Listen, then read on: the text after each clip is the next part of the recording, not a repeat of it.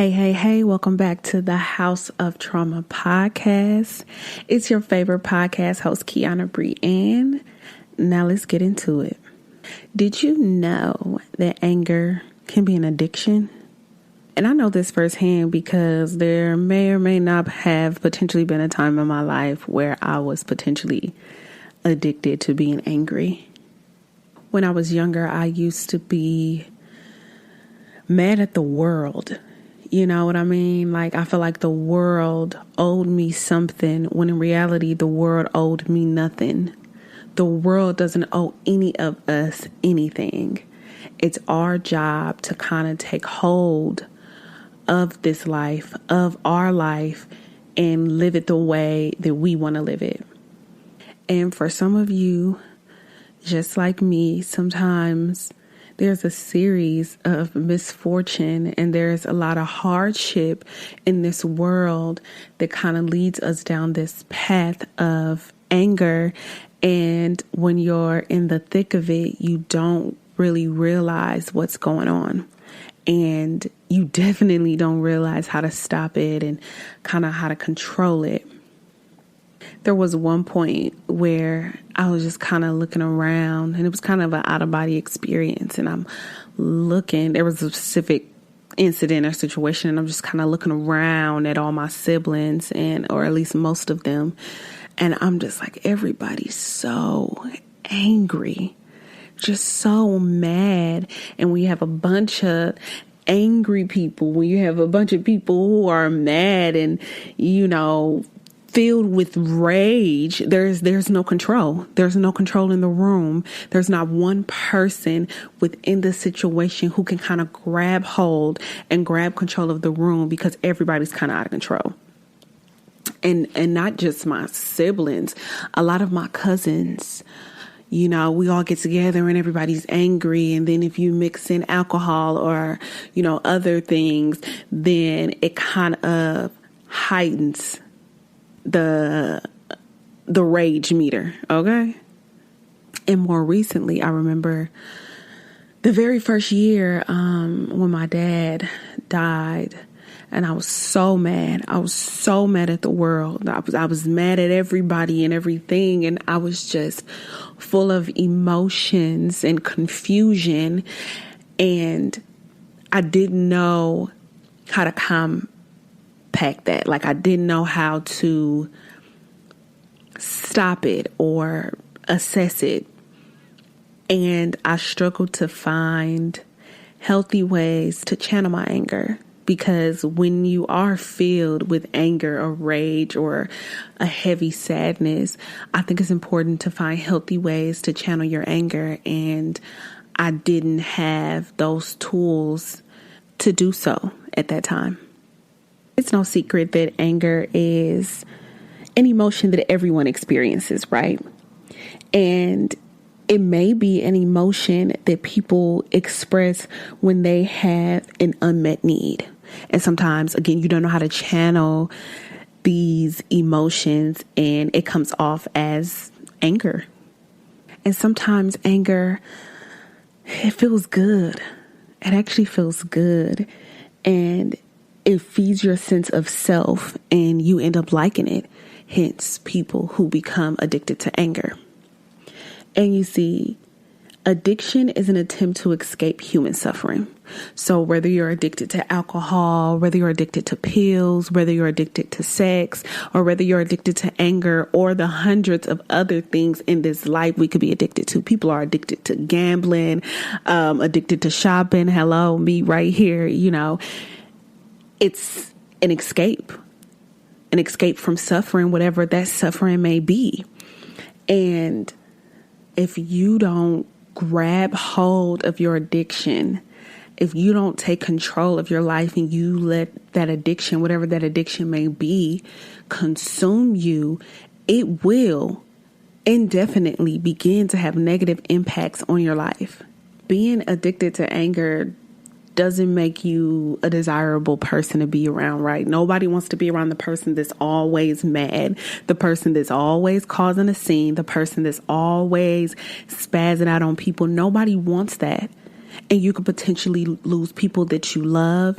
You could potentially lose and miss out on opportunities, lose your job, and end up in very sticky situations that you may or may not be able to get yourself out of because you're ultimately out of control. Think of the angriest person that you know. Go ahead. We all know somebody who's angry, and you probably don't even know that they're battling an addiction to rage. But when you think about that person, think for a second. Do you want to be around that person? Is this somebody you openly and willingly invite to events you have, birthday parties? Do you want to include them in a situation where shit can get out of hand? Because 9 times out of 10, it's going to get out of hand because they're addicted to anger. And one thing that's true, that's consistent, right, with people who are addicted to anger is they will create, provoke, and incite arguments because they're addicted to chaos, right? It almost feels foreign for them to be in an environment that's not chaotic. And let's be clear, we all experience different emotions on the daily throughout our life, right? There's nothing wrong with being mad or angry or sad, but the problem comes in when it's displayed frequently and aggressively. I recently found out that your brain releases dopamine. It releases a dopamine reward when you're angry. Ain't that crazy? And if you don't know, I think we hear dopamine a lot, but if you don't know what dopamine is, it's responsible for feelings of pleasure, satisfaction, and motivation. I actually watched a video earlier that compared the feelings of a rush of anger feels as good to the body and the brain as it does when someone is hyped up off cocaine. And the rush you get from anger, much like cocaine, just as quickly as it comes is as quickly as it goes. And in some cases, not all cases, you enjoy it in the moment because you feel the sense of control. And then you feel bad for being angry. And in a lot of cases, that was my case. After I done spazzed out on everybody, I start to feel bad. And I start to feel like I can't believe I lost my control. But in that moment, you don't feel like you're losing control. From the outside looking in, we're like, wow, this person's out of control. Like they spazzing out on everybody. Like, calm down. Can't you just control your emotions? But the fact of the matter is they don't feel the same way that we all feel when we're on the outside looking in. They feel like they're in control. They feel like they have the situation completely under control. And in most cases, they feel like getting angry in that moment was their way of taking back their control. Right before rage, a person may have felt hurt, helpless, or even humiliated. A lot of victims of abuse, neglect, or severe trauma may turn into rageaholics. And the reason that they go to this place of anger is because when someone feels defeated or powerless, they transform their helpless feelings into anger to feel a sense of control. And that's why it feels so good. Just imagine for a moment someone who has been consistently abused, neglected, bullied throughout, their life. I mean, it could be their entire life. It could just be for a moment, for this moment. And they're feeling helpless and they're feeling down. And when they snap, right? Because you can only push people so far. So when they snap and everybody's kind of like, okay, don't deal with this person. They're like, yeah, don't fuck with me because I'm angry. And we don't know what the angry person is going to do. We don't know how far somebody who's in a fit of anger will take it. And they may begin to feel like this is my only sense of control. Because when I'm angry, I'm intimidating. When I'm angry, I'm not vulnerable. When I'm angry, people tend to leave me alone. It's really a sad reality. And I'm not saying that everybody who is angry or mean. I'm not saying people who are just flat out mean have suffered from some type of abuse or neglect that led them to be, angry. But what I am saying is the next time you come across somebody who is angry, consider for a moment what steps, what path in life they've had to walk down that altered their reality in such a way that they feel that their only response is to be angry.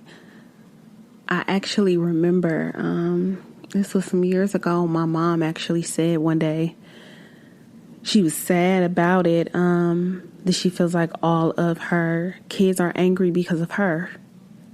And I've told on many occasions the hardship that we had to endure and how my mom took on 99% of the burden of raising her 7 kids alone. And it wasn't all sunshines and rainbows. It was quite the opposite, actually.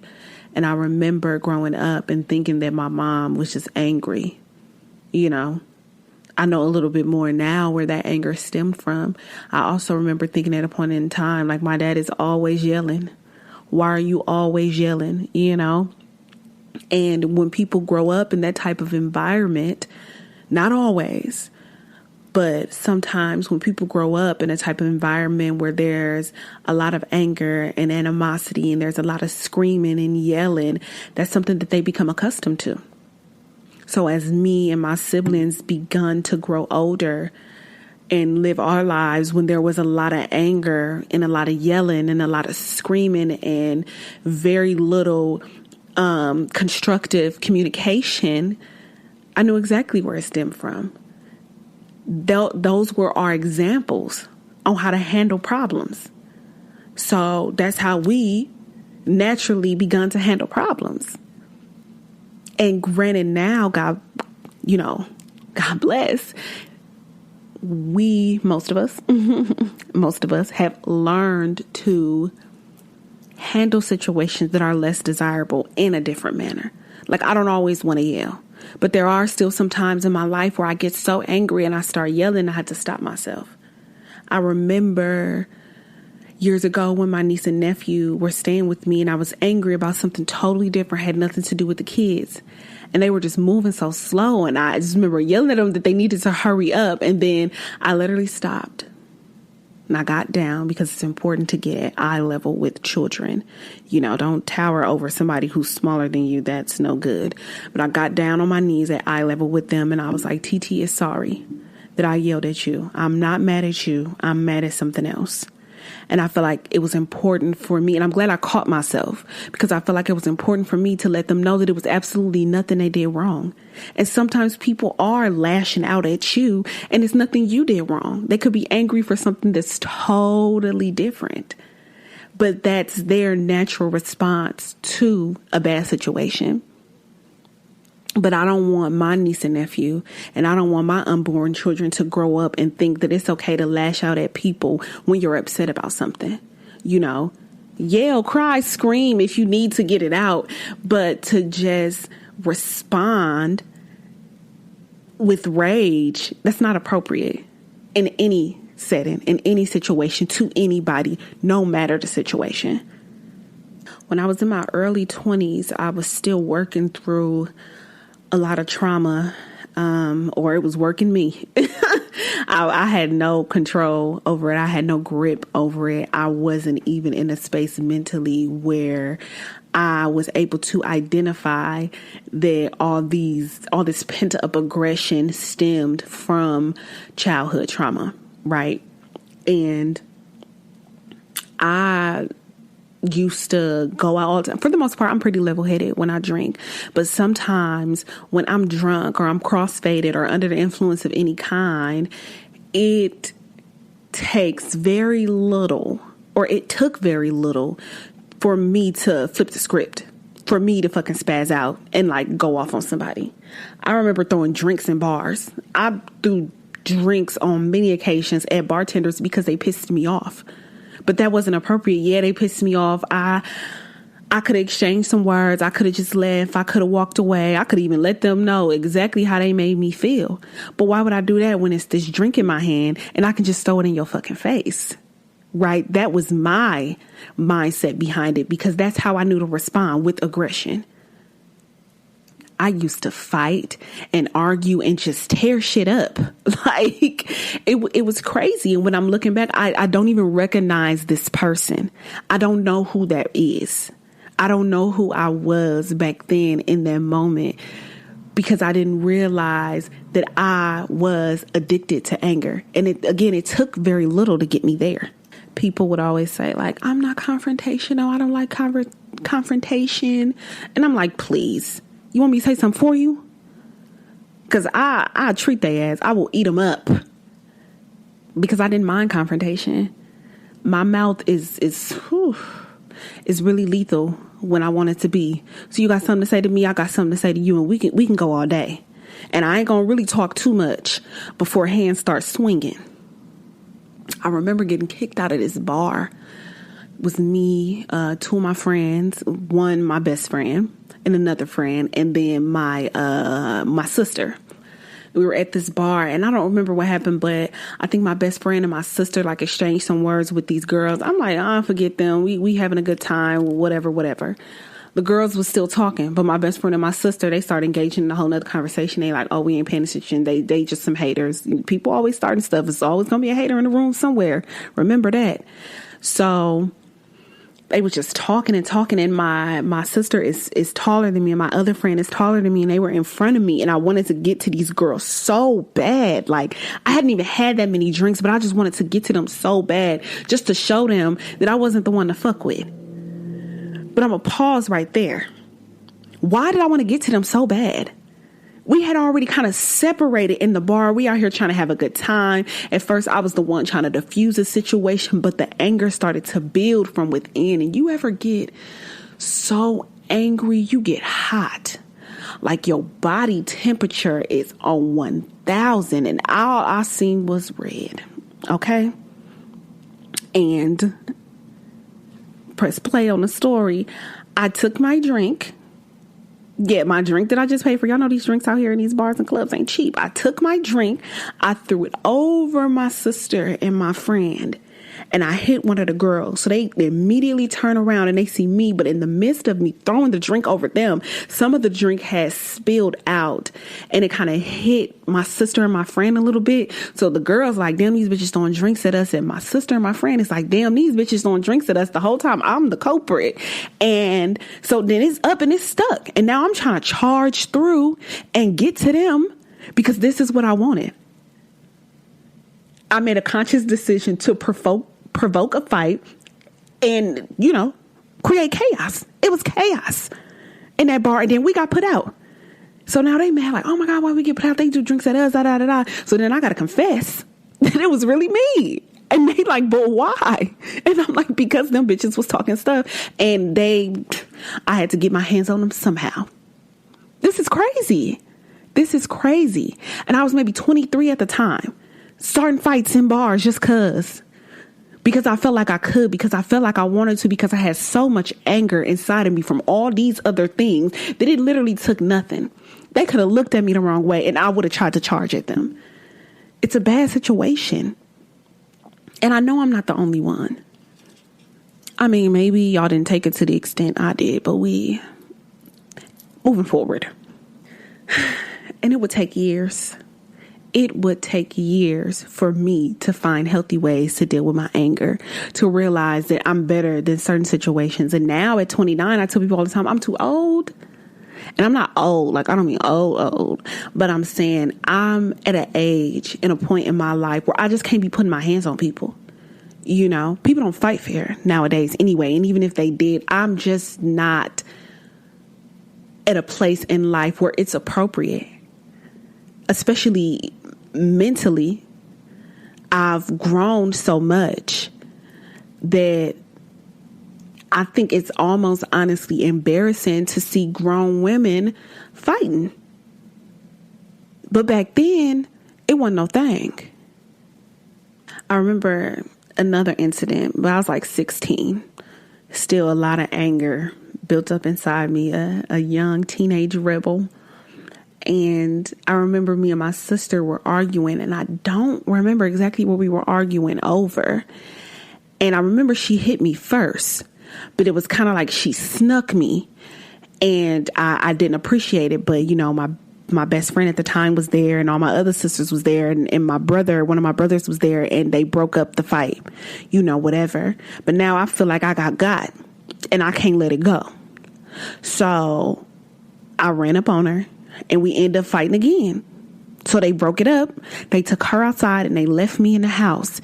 But I'm just still so angry. And they like, no, it's fine. You know, you got your lick back. You got her good. Let's move on. Let's move forward. Let's just calm down. We got her out of here. They finna take her on a little walk or whatever. And, you know, let's just move forward. That should have been the end of it, right? No.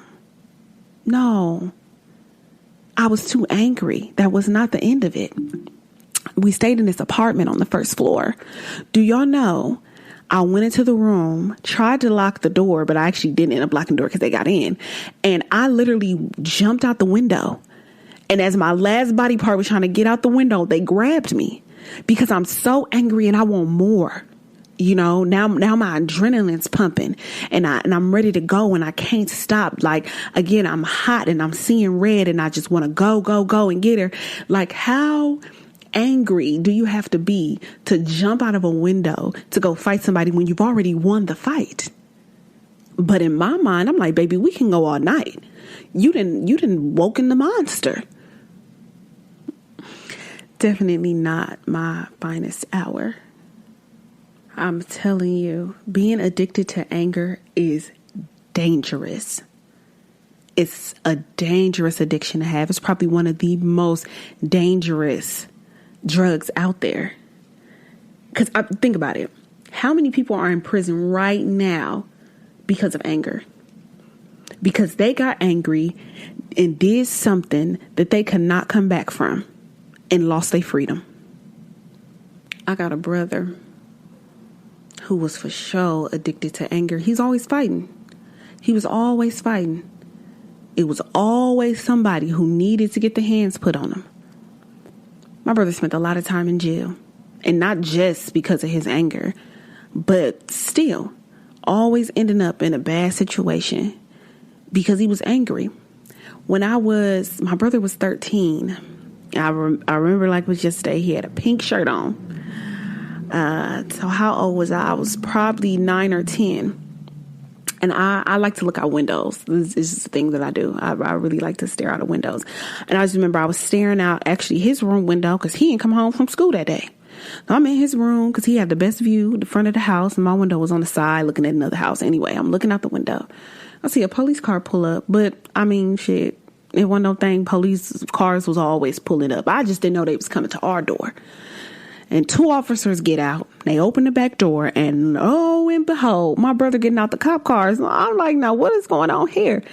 He arguing and fighting with the cops. He mad. He pushing on them. Get your fucking hands off me. Like all this other stuff. Then I see my mama walking down the steps, and I go downstairs, and you know, it just was this whole big thing. But he was angry, even at 13. He was wild and always causing chaos. Because that's the thing when we addicted to anger. We always causing chaos. And that's why you don't want angry people around. That's why angry people can't come to the function. Because we know if they show up by the end of the night, it's going to be some shit. It's going to be something. I ain't never seen the angriest person in the room go throughout the whole evening without causing some kind of mischief. One of my sisters, she was always in some shit. This was after she was 18 though, but always in something. So much so a judge ordered her to take anger management classes. He's like, ma'am, this is too much. But I just remember if a friend do her wrong, she putting her hands on this girl. I'm putting my hands on you. She was a fighter just like me. There was really little you could say to her without inciting her anger. If a guy she's dating do her wrong, it's up and it's stuck. If she not putting her hands on him, a car is being destroyed, a window is being busted. I don't want to tell too much of her business, but it got wild. It got crazy. And I witnessed a lot of it. And this sister is about 5 or 6 years older than me. So imagine at a young age the type of chaos I witnessed from my parents, from my siblings, from my aunts and uncles and cousins. It was just a constant loop of anger and chaos. And again, I started to adapt those habits.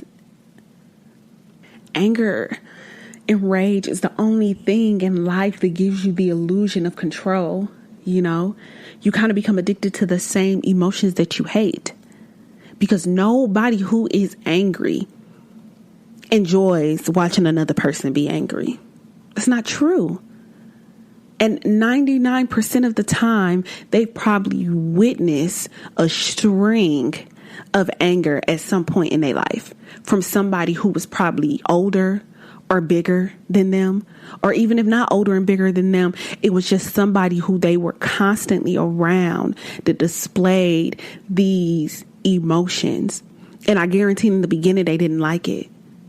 And then they became the same thing, the very thing that they despised. But it's like after a while, your body is in a constant fight mode. You know, fight or flight? No, it's just fight. It's just a constant mode of fight. Like your brain is preparing for a physical response when your body feels it's in danger. And the minute you feel like you're losing control or you're using a battle, just like that, anger mode, back on. So one of my younger sisters, I remember consistently telling my other siblings, she is so mean.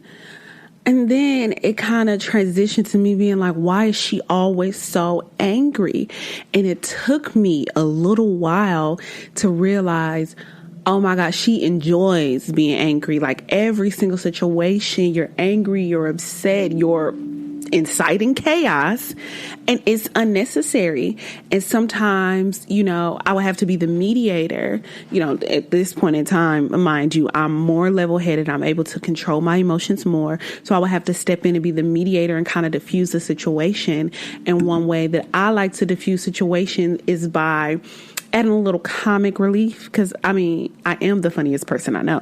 But she was the prime example of that angry person, and I'm doing air quotes, that angry person that people often didn't want around. They're like, okay, is this sister coming? Because I don't have time for that today. Or you're going to have to keep your sister under control because I don't have time for that today. And again, that's an undesirable place to be in, and nobody wants to be undesirable in any shape or form. It even came down to a point where she was constantly arguing and bickering with total strangers. And you know that person who, maybe not in every situation, but sometimes you out in the slightest thing and somebody's going off and we all just kind of looking around like, damn, that set you off? Yeah. She was that person. And in some ways, she's still that person. But because I'm always committed to the healing process and, getting to the root of the problem, I was able to have conversations with my sister. And I now know why she's so angry. It's not an excuse. At some point, we have to take control of our lives. We have to make a conscious decision to not let this anger over. And she was good at playing the blame game. Well, this person did this. This is why I'm angry. You're in control of your emotions. I used to play the blame game too. Well, if they wouldn't have set me off, if they wouldn't have done this, I wouldn't have went off. You have to be in control of you. Another example I want to give is road rage. I used to joke about my road rage, but I am a safe driver. I believe I'm a safe driver. I'm going to get you there in a timely manner, in a safe manner.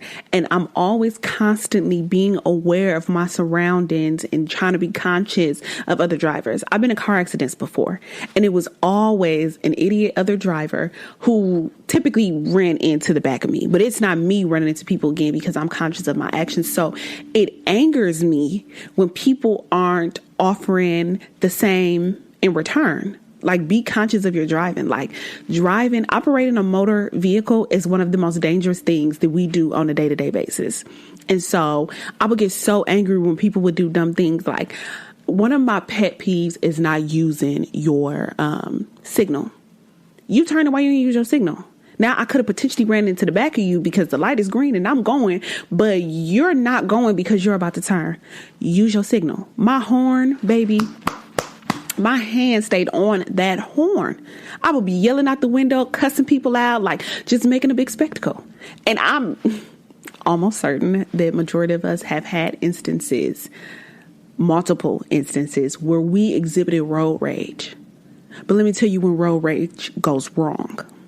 One time, my brother and I was driving my car. My brother was in the passenger seat and he's just on his phone doing whatever. I got the music going. We're at a stoplight. The light's red. La, la, la, la, la. The light turns green. This car in front of me begins to go. And I'm going behind the car. And then out of nowhere, they just stop in the middle of the intersection. So I'm like, oh my goodness, like you freaking idiot. Like, get out of my way, beeping horn. I'm like laying on the horn at this point. Now they're upset. They switch over to the other lane and now their road rage has overtaken my road rage and they're like driving on the side of me, like speeding. They pull their window down. They're like yelling and cussing and literally I stop, they stop. I switch lanes, they switch lanes. Like it's this constant battle. And so my brother's like, just turn here, like get away from these idiots. So naturally I turn my blinker on. They like, oh, you turning? Boom, shoots my tire out. Wish I was making this up. I was not. I mean, I am not. So this freaking psychopath becomes so consumed with rage, right? As we all do when we exhibit road rage. Okay, keyword, rage. Becomes so consumed with his rage that he points a loaded gun at a car. Mind you, I got tinted windows. You don't know who in this car, how many people, how many adults, how many children. And what if his aim wasn't good? I mean, maybe his initial intent was to shoot out the tire. But what if he didn't shoot out the tire? What if he shot into the passenger side and shot my brother or shot a little more up and shot me, the driver? You know what I mean? And it was just a really bad situation that could have been an even worse situation. And I have to ask myself, why is he so upset that you're willing to pull out a gun and shoot at somebody's car because I beeped the horn? And then I also have to ask, was I justified in laying on my horn because this car stopped?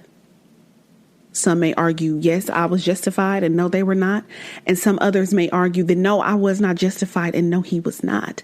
But the point that I'm trying to make is, if you don't control your anger, if you let rage consume you, a situation can escalate and have very dire consequences.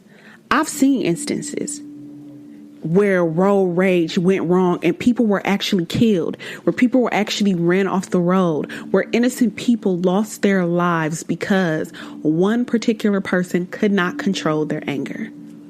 I'm telling you, anger is an addiction, and it's not a good addiction to have. It can be very dangerous and have lifelong negative consequences for you and everybody involved. And it's all because you could not control your temper, or they could not control their temper. And I can go on and give example after example of people or even myself not being able to control my anger. But I don't think that's what's important. The important part is not who can or cannot control their anger. The important part is, how do you overcome your addiction to anger? One way to overcome is by counting to 10. So I remember one time I was so mad at something. I'm on the phone with my sister and I'm just going off because this is going wrong and that is going wrong. And I guess she had me on speakerphone, and my niece heard, and she's like, I want to talk to my bestie. And she's like, bestie, you know, when I'm in school and anybody's upset, my teacher always tells us to do this thing. Breathe and count to 10. She's like, inhale, 1, 2, 3. Exhale, 1, 2, 3. And she's like literally walking me, and she was like 6 at the time, like walking me through a breathing exercise to kind of calm down. And it worked. Yeah. Count to 10. Inhale, exhale. Just breathe slowly and take a moment to assess before you react. Because a lot of times our instant reaction is our instant regret. Another way to overcome is to exercise. Sometimes I run to blow off steam, and I'm not even a runner, but I will run during my workout. I will lift weights. I will do any type of physical activity, do a little dance, shake out those negative emotions, because it's important to channel your anger into something else. It's important to release it. So instead of punching a hole in the wall, go run on a treadmill. Instead of breaking things all around the house, because I've been a breaker of things as well, go lift some weights. Break away some of them fat cells. You hear me? Another way to help overcome, talk about how you feel. There's nothing worse than withholding your emotions, because that's when you explode. In whatever way you explode, whether it's lashing out at somebody, whether it's breaking something or attempting to break somebody, you know what I mean? Like, talk about how you feel. Find somebody safe to vent to. Talk to God. Talk to your therapist. Talk to your mom. Talk to your best friend. Talk to whoever you need to talk to. Talk to yourself. I'm big on journaling. Sometimes I just get to journaling and writing it down, and tears may even be flowing down my face. And crying is another way to get out some of that rage. You ever see somebody get angry and then they start crying? Yeah, those people you got to watch out for. But in a sense, they're helping release some of that frustration. And that's what we want to do. We want to begin to release our frustration in a more healthy manner. And let's say you tried all of these different ways and you're still having trouble controlling your anger within, and maybe you can't do it alone. Seek help from a professional or take an anger management class. Remember I said that judge ordered my sister to take an anger management class? At first I was like, I don't know if it's working. But after a while, I did start to know she toned down a little bit, right? You know, she started to think before she react, because again, she was so reactive. Like, now you done pissed me off. I'm going to do this. You've hurt me. I'm going to hurt you back, you know. But once you're able to get professional help, you develop strategies that you can use instead of lashing out and potentially putting yourself and others in a dangerous situation. Another option to help you overcome would be, and my personal favorite, meditation. Meditation just always calms me and helps me release, frustration within my mind and my body. Meditation is all about bringing awareness to the present moment so that you can consciously respond instead of subconsciously reacting. I remember a little while ago, my best friend made a post about how hard it was for her to meditate because her mind is racing 1,000 miles per hour. That's okay. Be gentle with yourself. Let your mind race, because your mind is trying to catch up with everything that's been going on throughout the day. Your mind is processing things, your body is processing things, and you're kind of trying to get back on one accord. And that's important for being able to respond versus react. And once you begin to implement these more healthy strategies for controlling your anger, you're going to feel vulnerable because it's odd and it's unfamiliar and it's not the way that you're accustomed to dealing with these situations. But lashing out is an old strategy. And your body is used to it because you feel like it keeps you safe, not realizing that it could potentially do the exact opposite of keeping you safe by putting you in a bad situation. So I encourage you to take a look within your own life and within situations that you have been a part of that made you feel powerless, upset, helpless, hurt, and even humiliated? And how did you handle those situations? And are you willing to put in the work necessary to no longer let your anger consume you? My name is Kiana Brianne. This is the House of Trauma podcast. Don't forget to email me your advice questions to houseoftrauma@gmail.com. Let's get this anger under control. I'll see you next week.